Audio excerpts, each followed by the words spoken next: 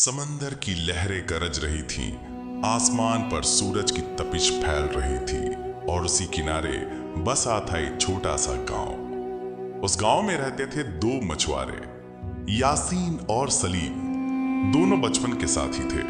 दोनों का काम भी एक ही था, नाव लेकर समंदर में जाना और मछलियां पकड़ना। लेकिन उनकी नीयतें एक दूसरे से बिल्कुल अलग थीं। यासीन अल्लाह का डर रखने वाला, सच्चा और ईमानदार था। वो हर काम से पहले बिस्मिल्लाह कहता। उसका यकीन था कि रिस्क वही देता है जो सातों आसमानों और सात जमीनों का मालिक है। लेकिन सलीम, उसके दिल में लालच और दुनियादारी का जादू सवार था। वो कहता कि रिस्क मेहनत और चालाकी से मिलता है, अक्लमंदी दिखाओ तो दुनिया झुक जाएगी। एक सुबह दोनों नाव लेकर गहरे समंदर की तरफ निकले। यासीन ने अल्लाह का नाम लेकर जाल डाला। कुछ देर में उसके जाल में छोटी छोटी मछलियां फंस गईं। सलीम हंसकर बोला, भाई ये मछलियां किसी काम की नहीं, इन्हें छोड़ दे, इतने से तेरे घर का चूल्हा भी नहीं जलेगा। लेकिन यासीन ने मुस्कुरा कर कहा, भाई जो हलाल और किस्मत से मिले वही काफी है, क्योंकि यही अल्लाह की बरकत है। सलीम ने अपने जाल को और गहराई में फेंका। कुछ देर बाद उसकी नाव हिलने लगी और जब उसने जाल खींचा तो उसमें फंसी थी एक बहुत बड़ी मछली। गांव के लोग दौड़े आए, सब दंग रह गए। किसी ने कहा, इतनी बड़ी मछली तो सालों में एक बार भी नहीं मिलती। किसी ने कहा, सलीम की किस्मत देखो। सलीम ने घर से कहा, यह किस्मत नहीं, मेरी अकल का कमाल है। यासीन चुपचाप अपनी छोटी मछलियों को उठाकर चला गया। उसके होठों पर सिर्फ एक ही जुमला था, अल्हम्दुलिल्लाह। रात का अंधेरा छाया। सलीम ने अपनी बड़ी मछली को काटना शुरू किया, लेकिन तभी उसके पेट से निकला एक चमकदार डब्बा।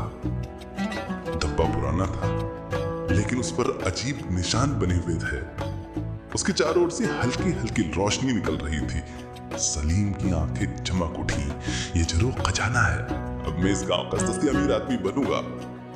उसने डिब्बे को छुपा लिया, किसी को कुछ नहीं बताया।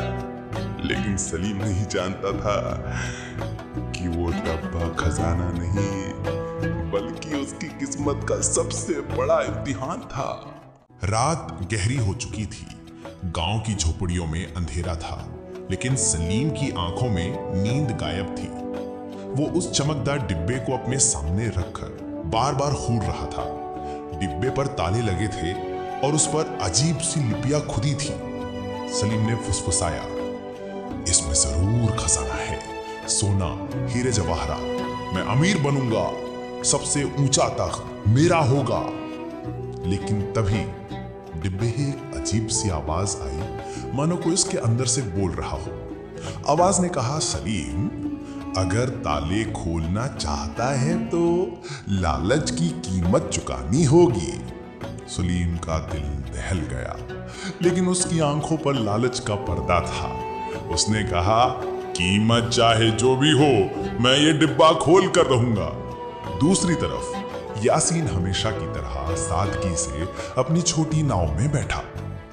उसने नमाज पढ़ी, बिस्मिल्लाह कहा और समुंदर की तरफ निकल पड़ा। उसके जाल में फिर छोटी मछलियां फंसी। गांव वाले हंसते और कहते, यासीन, तू हमेशा छोटी मछलियों से ही खुश हो जाता है, कभी बड़ी पकड़ने की कोशिश कर। लेकिन यासीन जवाब देता, भाइयों, छोटी सही, ये हलाल है और हलाल में ही बरकत है। लोग उसके ईमान पर हैरान होते, लेकिन उसका दिल हमेशा सुकून में रहता। उधर सलीम ने डिब्बे को खोलने का हर तरीका आजमाया, लेकिन जब भी वो कोशिश करता, डिब्बे से काली धुआं जैसी लपटें निकलती। तीसरी रात जब सब सो रहे थे, सलीम ने अकेले में डिब्बा खोला और अचानक एक जिन बाहर निकल आया। उसकी आंखें अंगारों की तरह चमक रही थीं और आवाज गूंजी, सलीम, तूने मुझे आजाद कर दिया, अब मैं तुमसे दूंगा दौलत, लेकिन बदले में तेरा दिल और तेरी ईमानदारी मुझे देनी होगी। सलीम डर गया, लेकिन लालच ने उसे मजबूर कर दिया।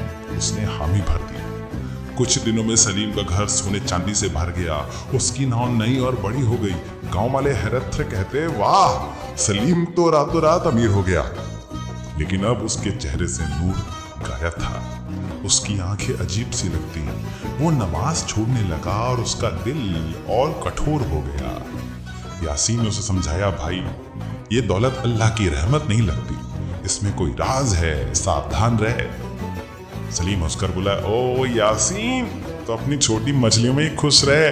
ये दौलत मेरी अकल और किस्मत का फल है। यासीन ने सिर झुकाया और कहा, भाई, याद रख, हर दौलत रहमत नहीं होती, कभी कभी ये आजमाइश भी होती है। रात का सन्नाटा था। गांव की झोपड़ियां अंधेरे में डूबी थी, लेकिन सलीम के महल जैसे घर से रोशनी निकल रही थी। हाँ, अब उसका घर महल बन चुका था। सोने चांदी के बर्तन, रेशमी कपड़े और नौकर चाकर। गांव के लोग हैरत में थे, ये सब इतनी जल्दी कैसे हुआ?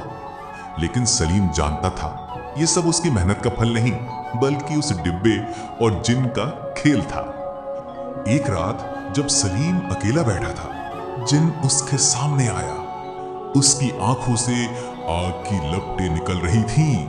जिन बोला, सलीम, याद रख, मैं तुझे दौलत दे सकता हूं, लेकिन अब तू मेरा है। तुझे वही करना होगा जो मैं कहूंगा। सलीम ने कांपते हुए पूछा, तो और अगर मैं ना करूं तो? जिन गरजा, तो मैं तुझे उसी समंदर में डुबो दूंगा जहां से तूने मुझे आजाद किया था। सलीम का दिल कांप गया। अब वो जिन का गुलाम बन चुका था। दूसरी तरफ यासीन की दुनिया। यासीन अब भी सादगी से छोटी छोटी मछलियां पकड़ता। लोग उसका मजाक उड़ाते, देखो, ये आज भी उसी हालत में है।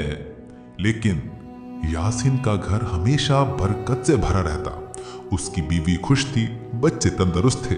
जब थोड़ी सी मछलियां मिलती, वही सबको काफी हो जाती। वो हमेशा कहता, बरकत दौलत की मात्रा से नहीं, बल्कि दिल के सुकून से होती है। अल्लाह का इम्तिहान। एक दिन गांव में कहत पड़ गया, सूखा। समंदर में मछलियां कम हो गई। लोग परेशान थे, भूख से तड़प रहे थे। यासीन ने अपनी छोटी छोटी मछलियां भी लोगों में बांट दी। उसने कहा, अगर हम सब मिलकर बांट कर खाएंगे तो किसी का पेट खाली नहीं रहेगा। लोग उसकी ईमानदारी पे रो पड़े। वे दुआएं देने लगे कि या अल्लाह, इस सच्चे बंदे को बरकत अता फरमा। उधर सलीम के घर अनाज और मछलियों के ढेर लगे थे, लेकिन उसने किसी को कुछ न दिया। उसने दरवाजे बंद कर लिए और हंसकर बोला, यह सब मेरी मेहनत का फल है, मैं क्यों किसी को दूं? बर्बादी की शुरुआत। लेकिन उस रात उसके खजाने में आग लग गई। सोने चांदी पिघलने लगे, अनाज सड़ने लगा और मछलियां सड़कर बदबू फैलाने लगी। सलीम ने घबरा कर जिन को बुलाया। जिन बोला, मैंने तुझसे कहा था, दौलत रहमत नहीं, आजमाइश है। तूने दूसरों की मदद नहीं की, अब तेरा सब कुछ खत्म होगा। सलीम चीखने लगा, नहीं, मुझे बचा ले। लेकिन जिन गायब हो गया।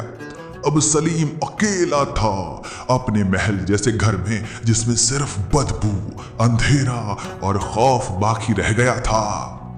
गांव वालों का हाल। लोग भूख से परेशान थे, लेकिन यासीन की मेहनत और सच्चाई से गांव में थोड़ी थोड़ी बरकत होने लगी। कभी उसकी जाल में इतनी मछलियां आ जाती कि पूरा गांव खा लेता। कभी उसकी दुआओं से बारिश हो जाती। लोग समझने लगे, असली अमीरी सोने चांदी में नहीं, बल्कि ईमान और नेक दिली में है।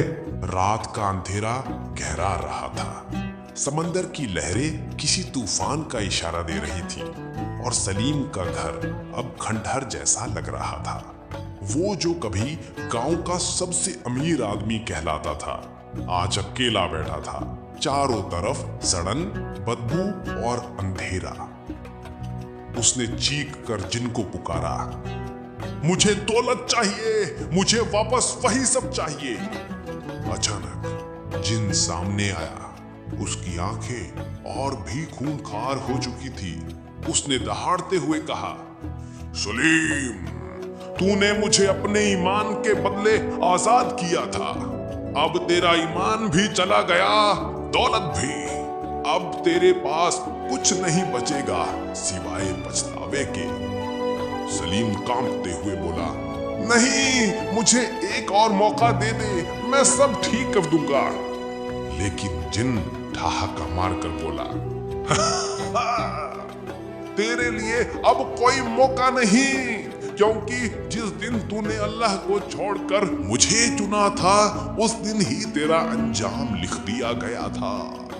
ये कहकर जिन गायब हो गया और उसी वक्त सलीम के घर पर बिजली गिरी, पूरा घर राख हो गया। सलीम भागकर गांव के लोगों के पास गया, लेकिन अब कोई उसे अपनाने को तैयार नहीं था। लोग कहते, ये वही है जिसने हमारे भूखे रहते अपने घर के दरवाजे बंद कर लिए थे। सलीम रोता रहा, गिड़गिड़ाता रहा, लेकिन अब बहुत देर हो चुकी थी। उधर यासीन अपने छोटे से घर में बैठा अल्लाह का शुक्र अदा कर रहा था। उसकी सादगी और ईमानदारी से पूरा गांव खुशहाल होने लगा। गांव वाले अब हर मुश्किल में यासीन के पास आते। वो उन्हें कुरान की तिलावत सुनाता, दुआ करता और कहता कि रिस्क बांटने से कम नहीं होता, बल्कि अल्लाह और बढ़ा देता है। धीरे धीरे यासीन सिर्फ गांव का नहीं, बल्कि आसपास के इलाकों का भी सहारा बन गया। लोग कहते, अगर किसी ने सच्ची अमीरी पाई है तो वो यासीन ने पाई है। कई साल बाद सलीम बूढ़ा और गरीब हो चुका था। वो समंदर किनारे बैठकर अक्सर रोता और कहता, काश उस दिन मैं छोटी मछलियों से खुश हो जाता, काश मैंने डिब्बा ना खोला होता, काश मैंने अपने भाई यासीन की बात मान ली होती। लेकिन पछतावे से किस्मत नहीं बदलती। वो अपनी गलतियों का बोझ लेकर इस दुनिया से चला गया और यासीन